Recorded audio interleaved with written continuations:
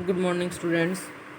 हमने कल last lecture में मतलब स्टैटिस्टिक का एक पार्ट कर लिया था जिसमें मैंने आपको 4 क्वेश्चंस करके दिखा दिए थे। आज 5th से स्टार्ट करेंगे और इस एक्सरसाइज को कंप्लीट करेंगे। साथ साथ मैं आपको कुछ एक्स्ट्रा क्वेश्चंस भी दूंगी स्टैटिस्टिक के, इस एक्सरसाइज से रिलेटेड दूसरी बुक के, वो भी आपको अटैम्प्ट करने हैं और उनको भी आपको फेयर नोटबुक में ही करना है आप।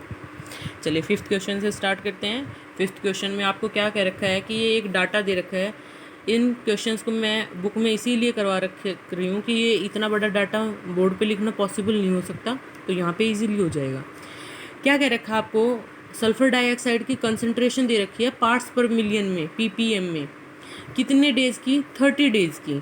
ये जो डाटा है ये 30 डेज़ का है, मतलब जब आप इनको काउंट भी करने लगोगे ना तो ये टोटल नंबरिंग में डाटा कितना है, 30 है। आपको इसकी फ्रीक्वेंसी बतानी है। मेक एक grouped frequency distribution table. Grouped का मतलब होता है दो टाइप की फ्रीक्वेंसी डिस्ट्रीब्यूशन टेबल है, एक ग्रुप्ड है एक अनग्रुप्ड है। ये जो आपको डाटा गिवन है ना ये अनग्रुप्ड है। अनग्रुप्ड मतलब एक अरेंज नहीं है। अगर आप इसी डाटा को एक डिसेंडिंग असेंडिंग ऑर्डर में रॉ डाटा के फॉर्म में इसको अरेंज कर दोगे तो वो आपकी ग्रुप्ड फ्रीक्वेंसी डिस्ट्रीब्यूशन कहलाती है। तो इस डाटा को आपको टेबल की फ्रीक्वेंसी टेबल की फॉर्म में अरेंज करना है और क्लास इंटरवल किस फॉर्म का लेना है, 0.0 से 0.04, 0.04 से 0.08, मतलब आपको 0.04 का डिफरेंस लेके चलना है। कैसे करेंगे, पहले तो हम इसकी क्लास इंटरवल्स की फॉर्मेशन कर लेंगे।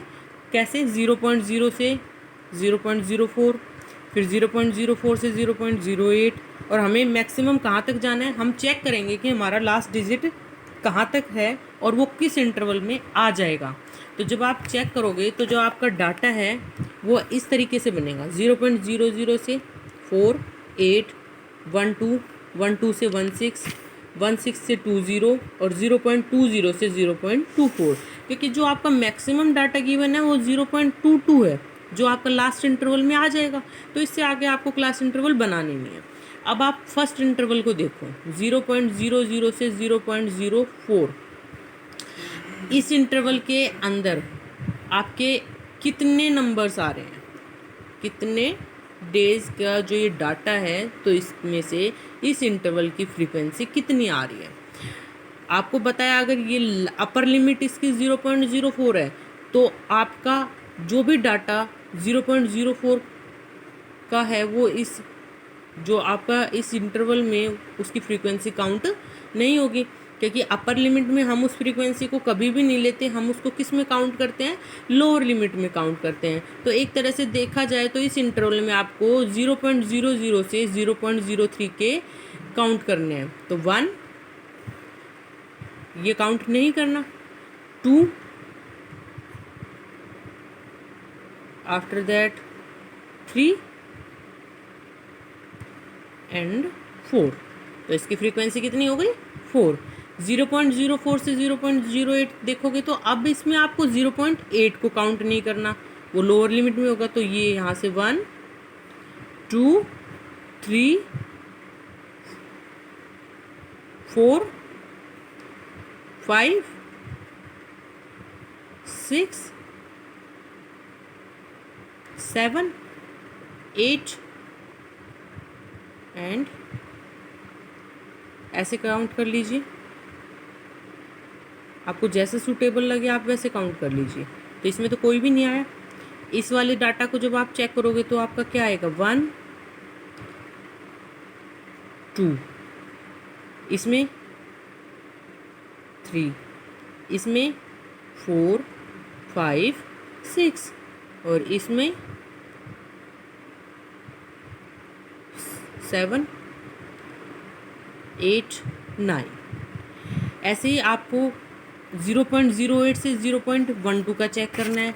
तो इस तरीके से आप इसकी फ्रीक्वेंसी डिस्ट्रीब्यूशन टेबल को क्रिएट कर लोगे, सारे आप लिख लोगे। जैसे आप 0.02 से 0.020 से 0.24 तक जाओगे तो इसमें 2 डाटा आएंगे, एक तो 2 की आएगा और एक कौन आएगा, 0.20 जो आपका ये रहा 2।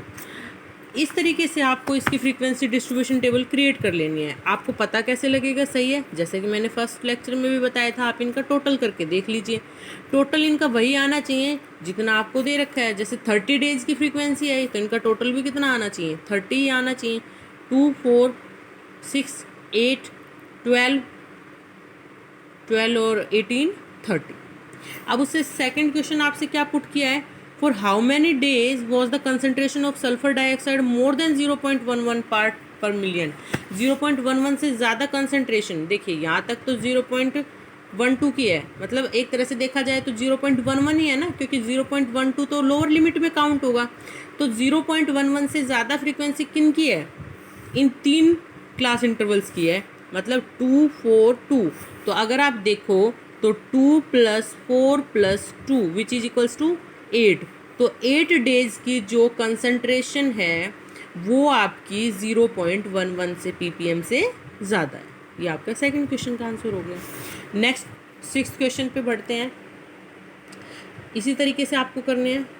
6th क्वेश्चन देखिए क्या है, 3 coins are tossed 30 times simultaneously. 3 coins को 30 टाइम्स टोस्ट किया गया है इकट्ठे।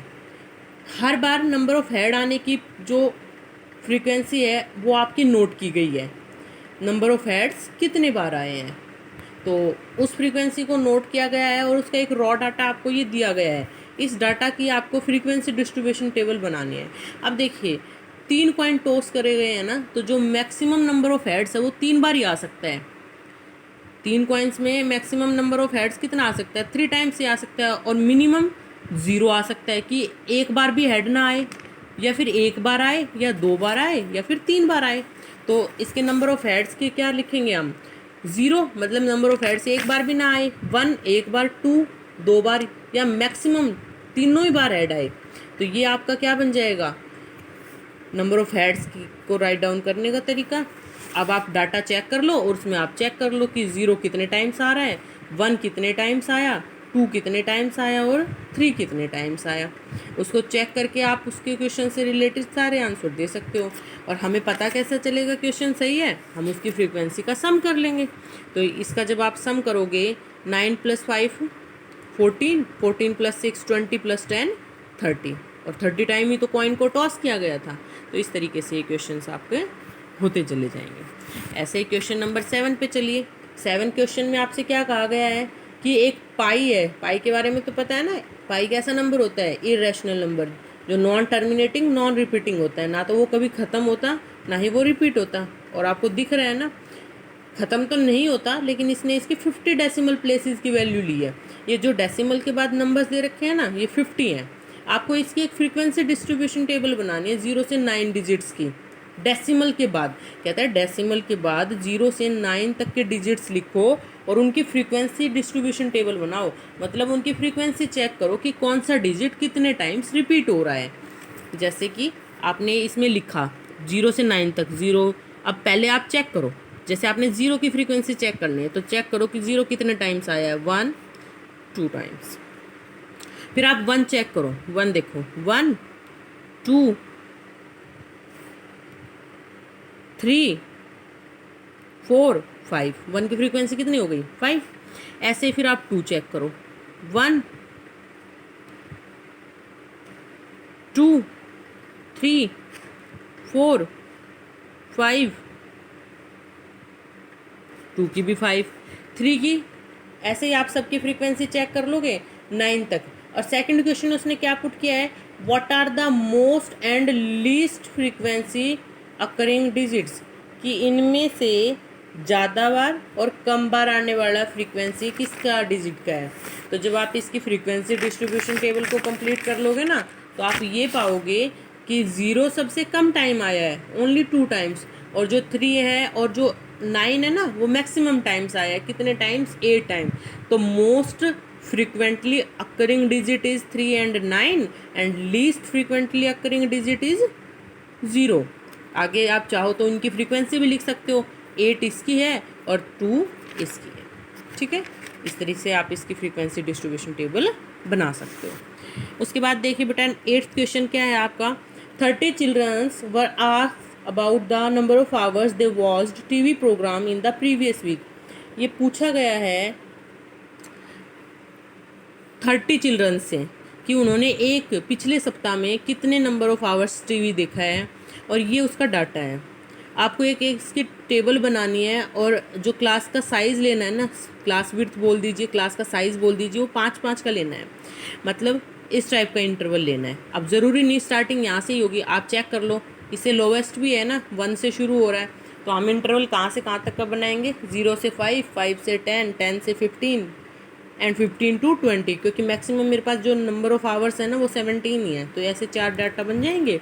अब 0 से 5 चेक कर लो, 1 2, आप ऐसे चेक कर लो, ऐसे इजी पड़ता है, 1 2 3 4 5 6 7 8 9, ठीक है। तो आपने चेक किया तो आपने क्या पाया कि 0 से 5 आपने चेक करना है कि नंबर ऑफ आवर्स, 0 से 5 तक के नंबर ऑफ आवर्स की फ्रीक्वेंसी कितनी है, मतलब 0 से 5 आवर्स तक टीवी देखने वाले कितने बच्चे हैं। फ्रीक्वेंसी किसकी है, नंबर ऑफ चिल्ड्रंस की, कितने बच्चे हैं। तो हमने जब चेक किया तो 5 को तो आप अपर लिमिट में काउंट नहीं करोगे, तो 1 3 2 3 2 4 5 6 7 8 9 10 बच्चे हो गए ना। अब 5 से 10 चेक करो, 10 काउंट नहीं करना, 1 2 3 4 5 6 7 8 9 10 11 12 13। तो इस तरीके से आप इसकी फ्रीक्वेंसी डिस्ट्रीब्यूशन टेबल बना लोगे, और 15 से लास्ट 20 में सिर्फ 2 ही आएंगे, एक तो 15 आएगा और एक कौन आएगा, 17 आएगा।